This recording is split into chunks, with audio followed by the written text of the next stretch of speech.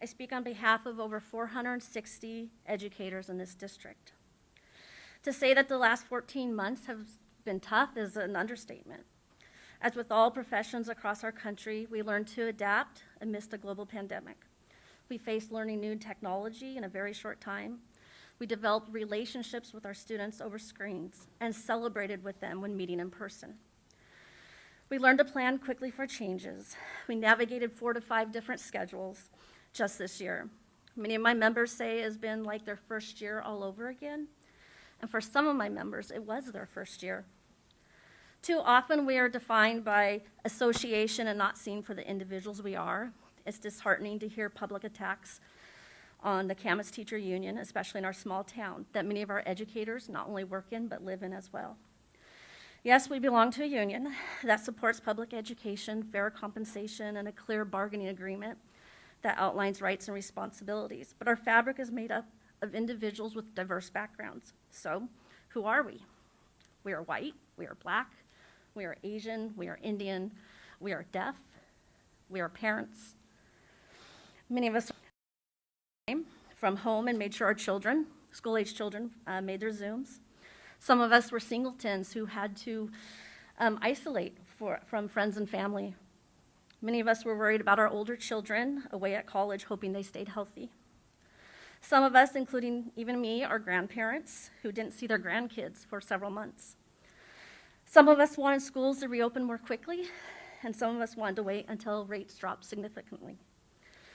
We are your neighbors, visiting over fences, raising a glass of wine, understanding that these indeed are trying times. Some of us are retiring or moving on to positions in other districts. Some of us will be transferred to new buildings because of changing enrollment. 21 of us are looking for new placements as our one-year contracts end in less than a month. Some of us will be going back to school this summer to earn higher degrees. Some of us will be working summer jobs to help pay off student loans. Many of us, probably most of us, will be planning most of the summer for the next school year. Collectively, we will celebrate the end of this school year, yet tearfully be saying goodbye to our students. Together as an association, whether we agreed or disagreed on how, we face the challenge brought on since March 13th, 2020. We are proud to work in a district whose mission is to see and serve every student. Camas Education Association stands for strength, support, and students. We recognize that we are stronger together.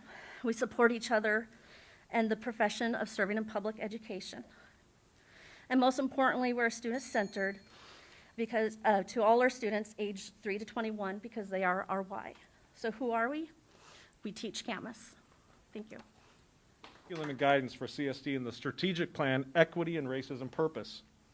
Unfortunately, the school board has sunk to a new low and resorted to using local liberal media as they attempt to silence, intimidate, and shame those who oppose their view as they try to further their obscure agenda. But you did make a very big tactical error. So I thought we could discuss the facts. I want to quote some of the proposed language in this hidden agenda that the school board has put together. CSD Equity Procedure 3112, implementation of the following core practices. Current forms of oppression. I will identify and disrupt my biases and own my privilege. I will dismantle practices and policies that perpetuate oppression. It goes on to say, draft curriculum for adoption, selection, creation for emphasis on correcting historical mis- and disinformation and including multiple cultural perspectives. This sounds like a hidden agenda. I'd like to know if this is the 1619 project in disguise. CSD will continue to expand on affinity groups for when hiring for the school district. CSD states very clearly that they are going to discriminate against hiring those who are not within these groups. What does this teach our children when CSD is going to openly discriminate, or better yet, oppress those who may be more qualified but don't fit the CSD's equity and liberal agendas?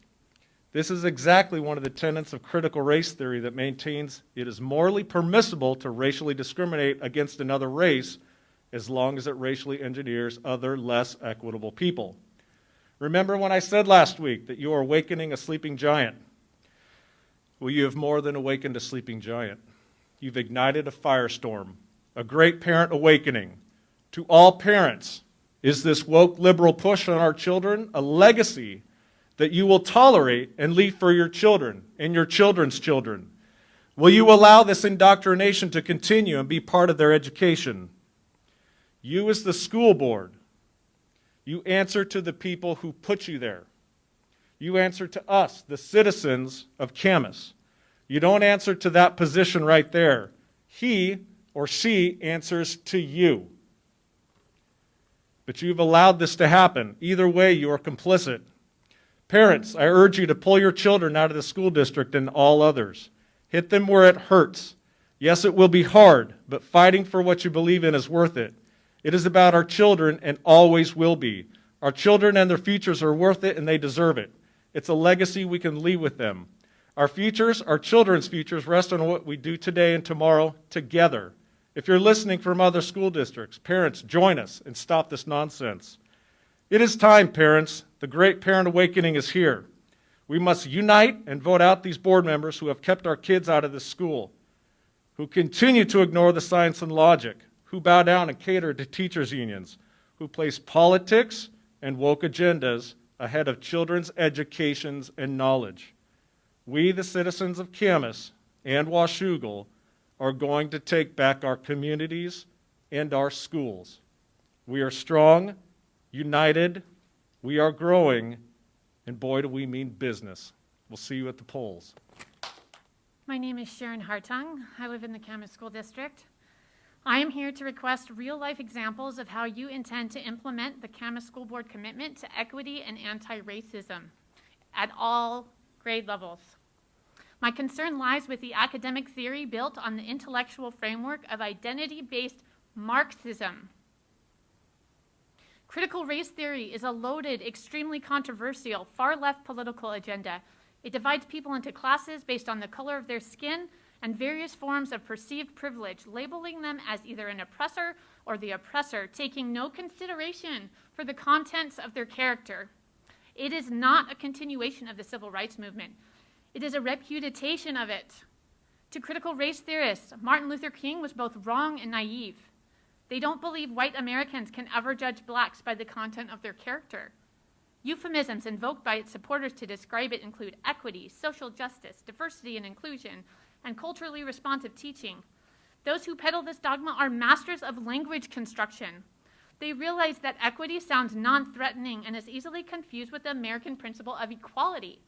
Equality, equal opportunities for all, is explicitly rejected by critical race theorists. To them, equality represents mere non-discrimination and provides camouflage for white supremacy, patriarchy, and oppression. Equity essentially means equal outcome, and what I'm seeing in other areas is reducing opportunities, especially in math, or lowering standards in order to allow high and low achieving students to end up with an equal outcome. So tell me, what is the equal outcome you hope to achieve with our children? And what methods do you intend to put in place to get them there?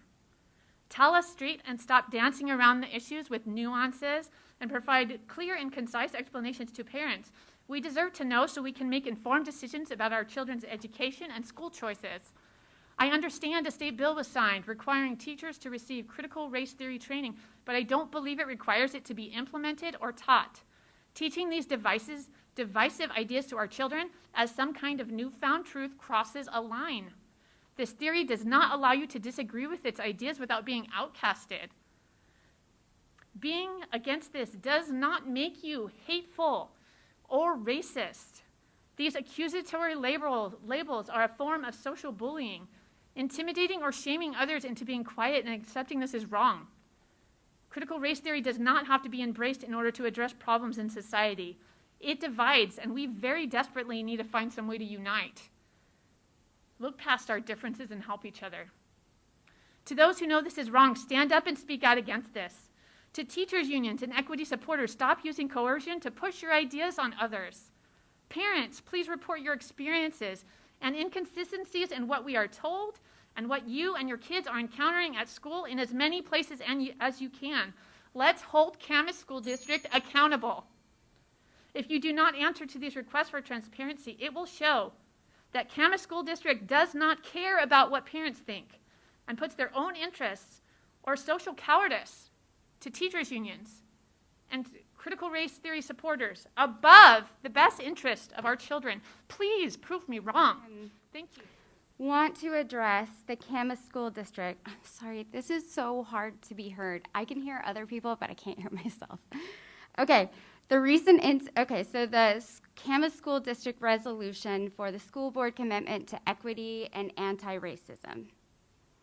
It all sounds really good, but I just want to break some of it down, okay?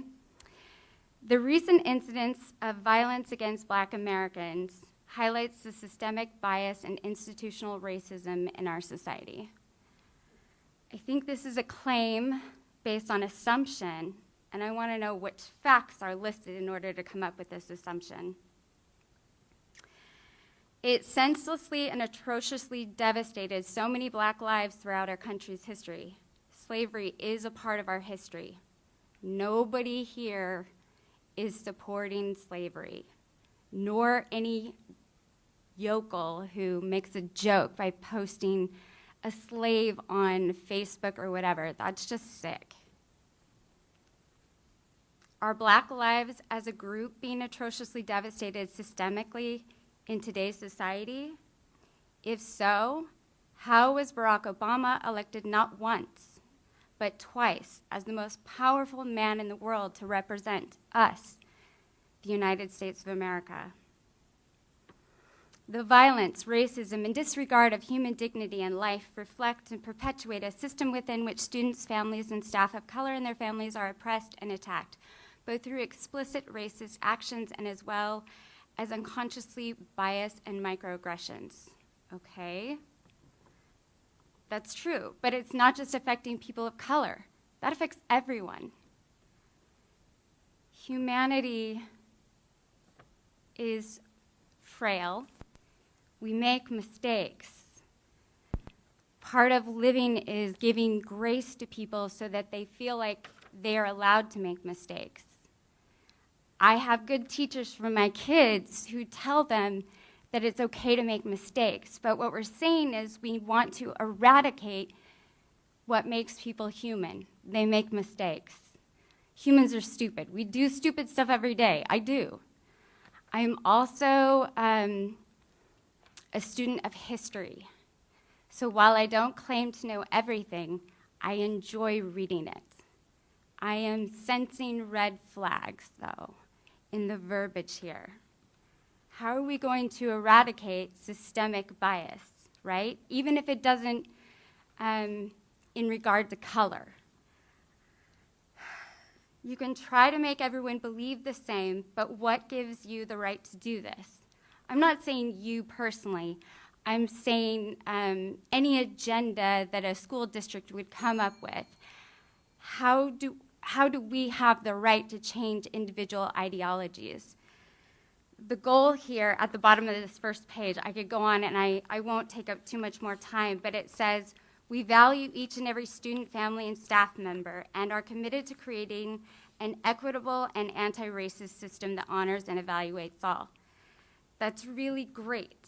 However, the word inclusivity, if we're going to include all voices, let's not base it off of color. I truly believe that most people are good. I believe that it's a handful of people who are racist, and they are full of hate. I don't believe that we can legislate how people feel about their biases.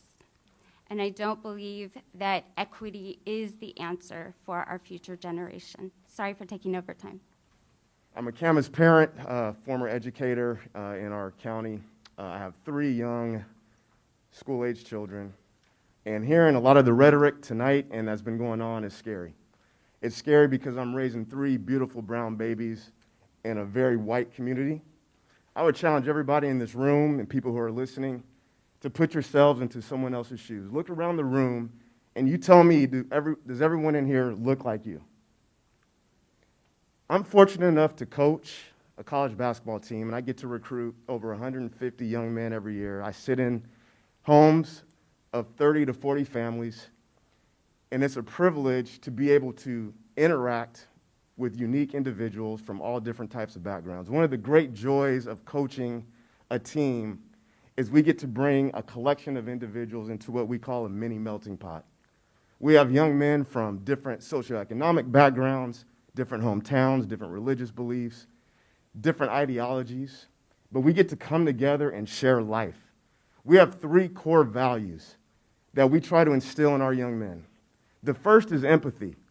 Empathy is being able to put yourself into someone else's shoes in order to meet that person's needs. The second is integrity. Integrity is doing what is right, no matter what the circumstance or the pushback may be. And lastly, we teach our young men about serving.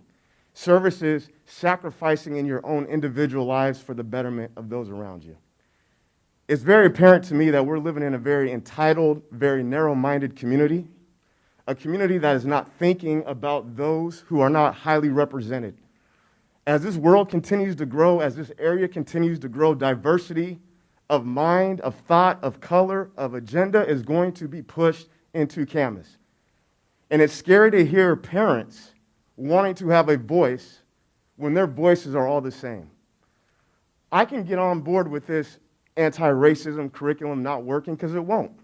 And the reason why it won't is because the individuals who are steering these young children, they're not going to be steered by the teachers who are delivering the curriculum. It's the parents who they go home to every single day. And if those parents do not have a view of the world around them that is not narrow-minded, the curriculum won't work. So the challenge to me is to the community to think outside of the box, think outside of yourselves, think about those around you. I'm scared for my 3 beautiful brown children, but like the history of this country, either our communities were pushed out of, or when we go into other communities, we are told to conform. I'm scared, but I'm not going anywhere. My family's not going anywhere, and we will fight. And my man back here talked about the 1619 Project. If you have not listened or read, I would encourage you to do it because it's history that has never been taught in our school systems, in our country, and it's an important part of who we are as patriots. Thank you.